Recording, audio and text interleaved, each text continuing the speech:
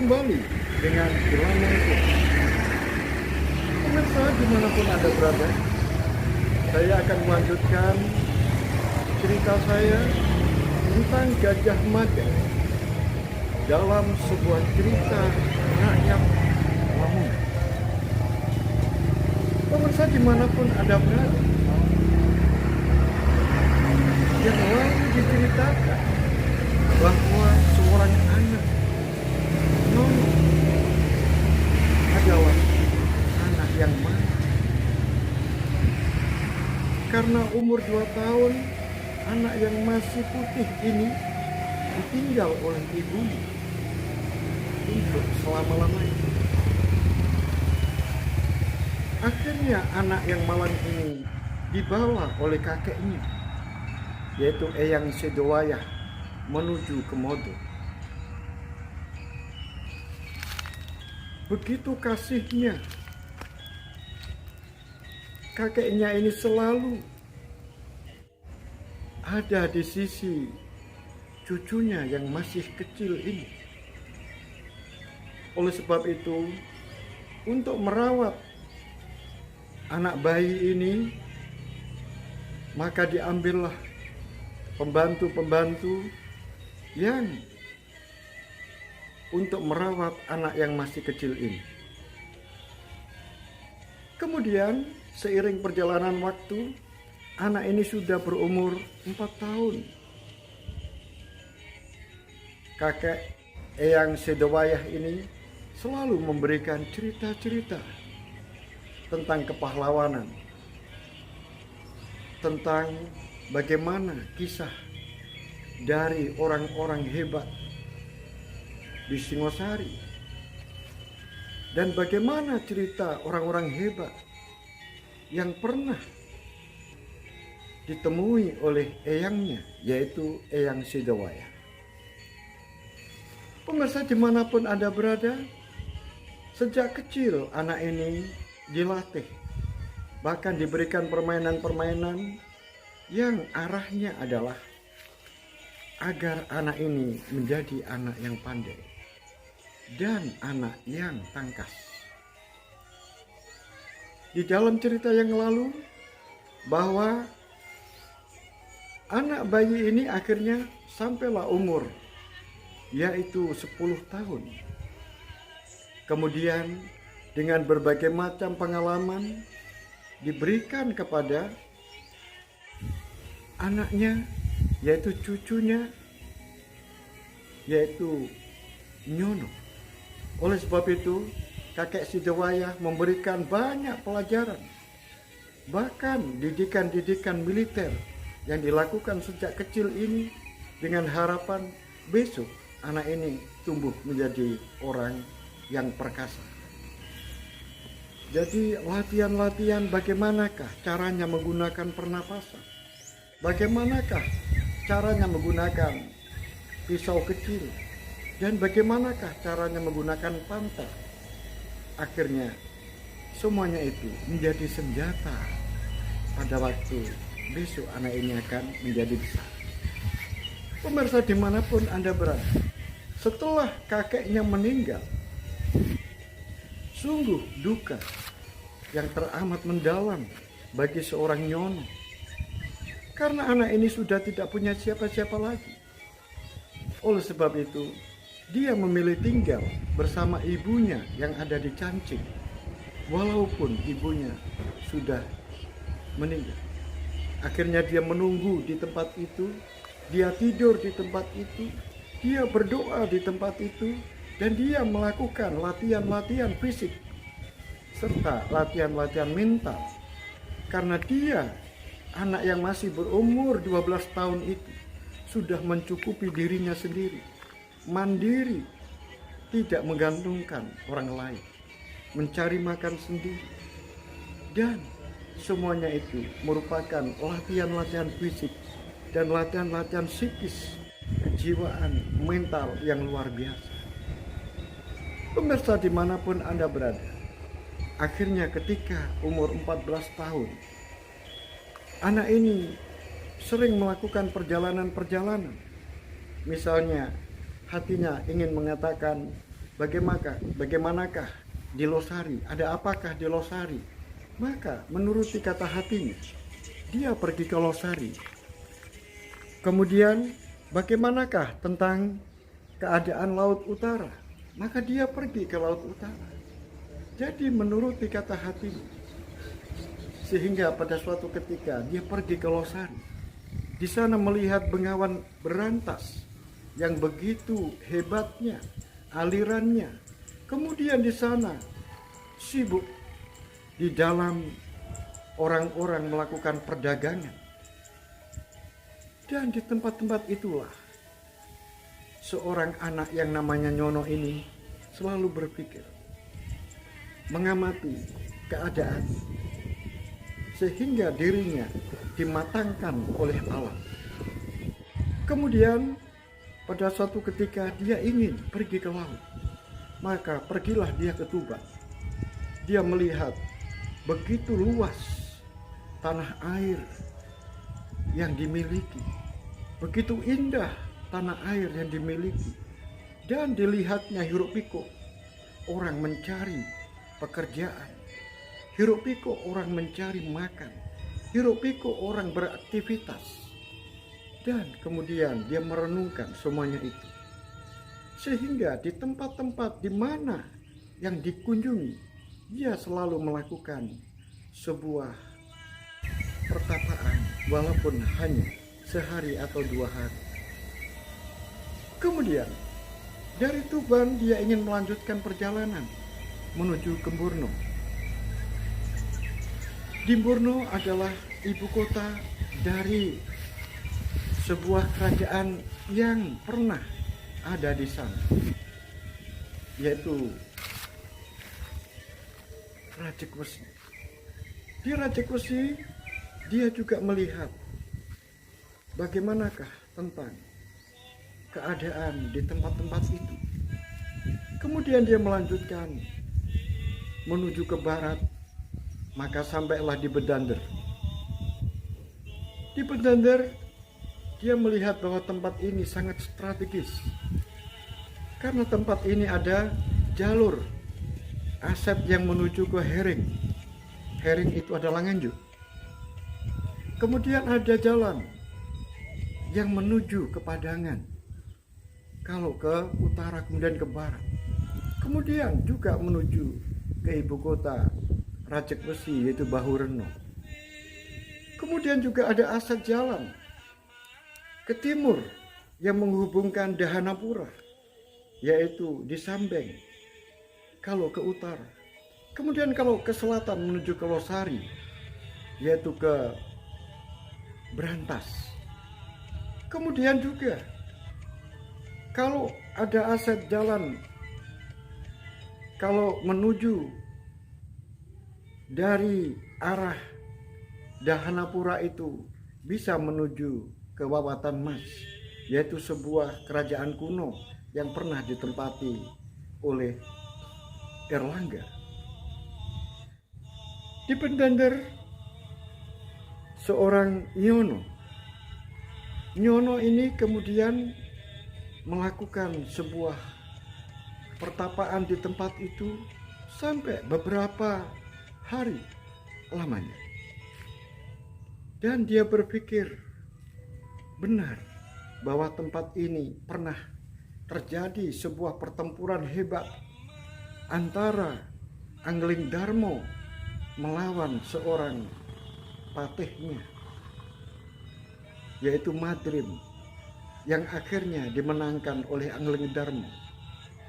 Dan akhirnya dipersatukan 2 wilayah, yaitu antara Malowo yang ada di Sambeng dan Pati yang ada di Rajekwesi.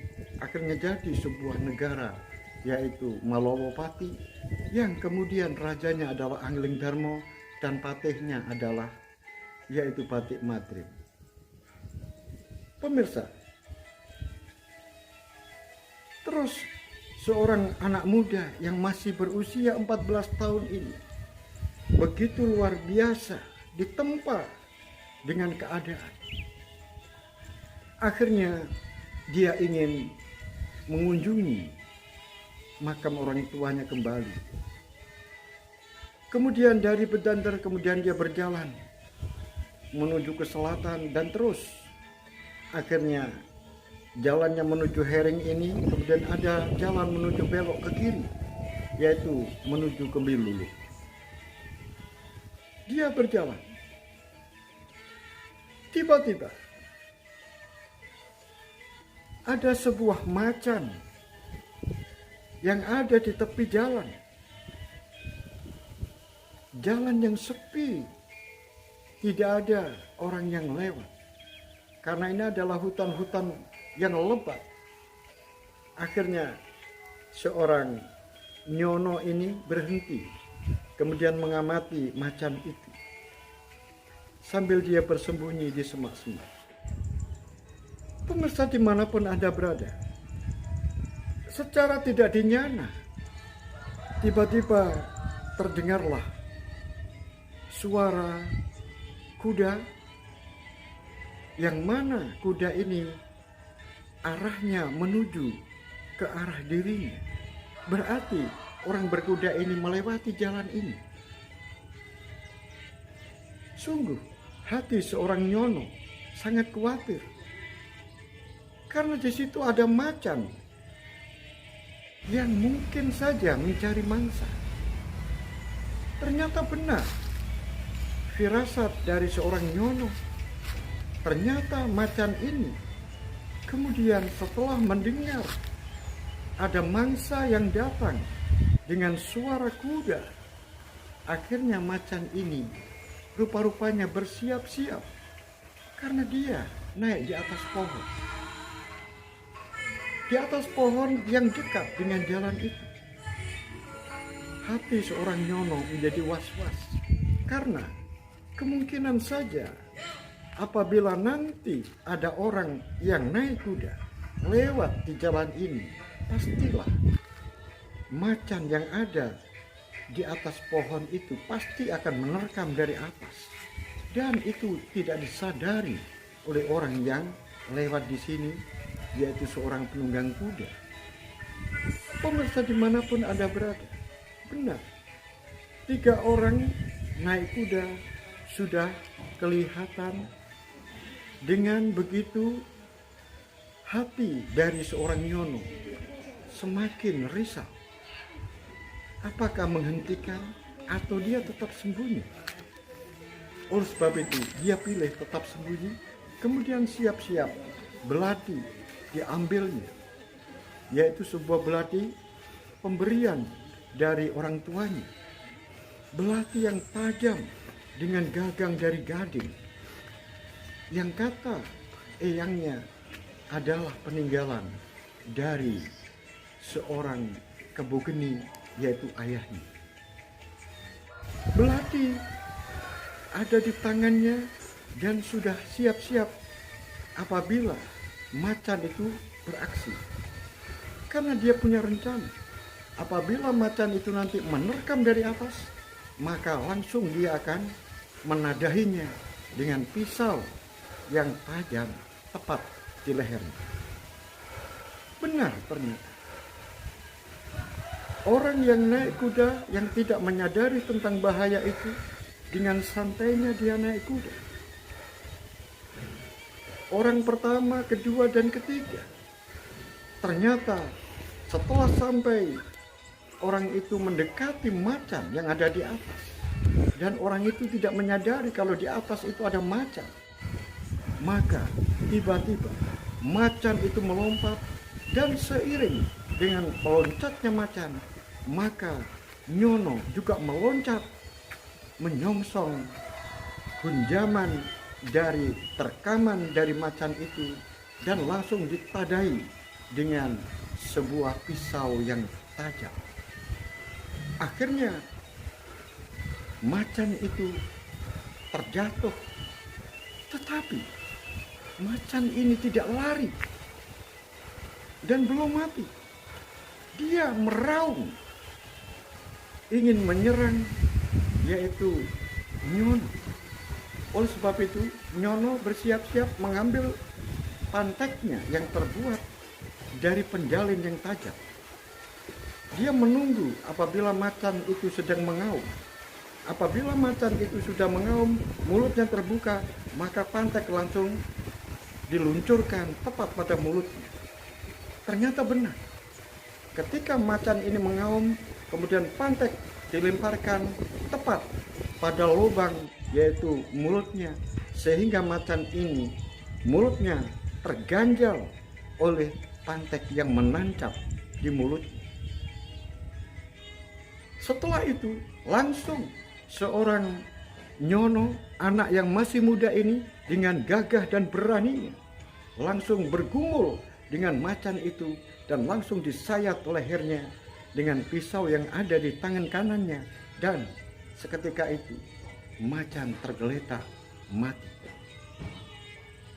Pemirsa dimanapun Anda berada, orang yang di atas kuda sepertinya hanya terbengong-bengong melihat di depan matanya seorang anak yang bisa membunuh macan dengan begitu mudahnya. Akhirnya 3 orang itu kemudian turun dari kudanya, kemudian berjalan menuju ke anak muda yang masih tetap berdiri, dan kemudian sambil membungkuk memberikan hormat kepada orang yang datang. Kemudian orang yang datang itu menepuk-nepuk pundaknya. Orang itu hanya bisa mengatakan, sungguh luar biasa, sungguh luar biasa, sungguh luar biasa. Wahai anak muda, kamu ini siapa? Siapakah nama orang tuamu? Siapakah nama ibumu? Dan kamu bertempat tinggal di mana? Wahai paman, namaku adalah Nyono. Saya berasal dari Modo. Oleh sebab itu, teman-temanku juga memanggil aku dengan sebutan Joko Modo. Kemudian ibuku adalah Andong Sari, tapi sudah meninggal. Kemudian dimakamkan di atas Bukit Kapur, yaitu di Dusun Cancing, Desa Melawi, dan dia berada di sana, yaitu biasa orang menyebut dengan sebutan Gunung Ratu. Kemudian ayahku adalah seorang prajurit, tetapi aku belum pernah melihatnya karena aku umur 2 tahun sudah meninggal. Aku umur 2 tahun, ayahku, ibuku sudah meninggal, dan aku belum mengenal ayahku bagaimana wajahnya. Tetapi aku pernah diberi tahu oleh eyangku. Eyangku namanya adalah Rakerti. Eyang Rakerti atau Eyang Sidowaya itu memberikan keterangan bahwa saya adalah anak dari Lembu Geni. Oh, orang yang ada di depannya ini heran. Anak yang sekecil ini sudah bisa menyampaikan sebuah kata-kata yang sangat renteng, yang sangat jelas, dan yang lebih dikagetkan lagi adalah dia menyebut sebuah nama, yaitu Lembu Geni. Tetapi semuanya itu dia sembunyikan. Entah apakah dia ini tahu atau tidak, tetapi yang jelas dia sangat terkejut dengan mendengar kata-kata Lembu Geni. Sepertinya ada sesuatu yang disembunyikan.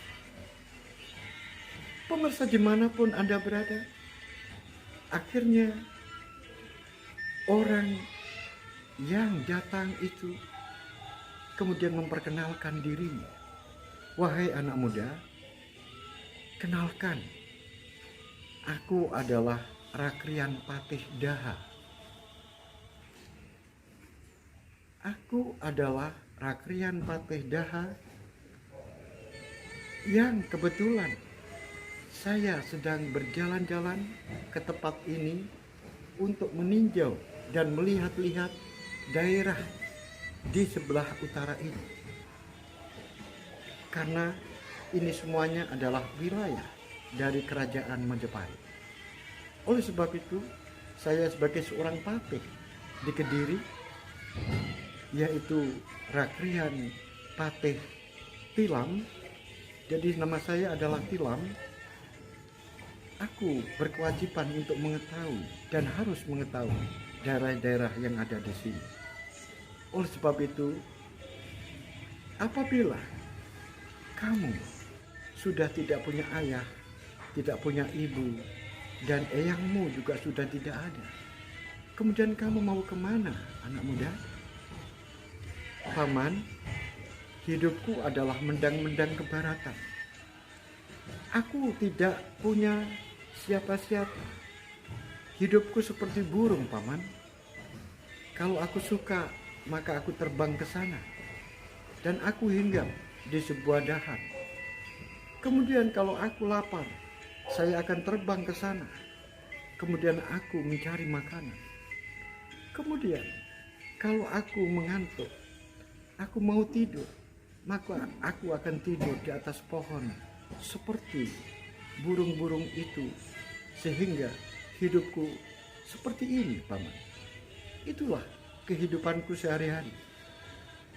Betapa terkejutnya seorang Patih Tilam mendengar anak ini, anak yang begitu hebat, anak yang begitu berbakat.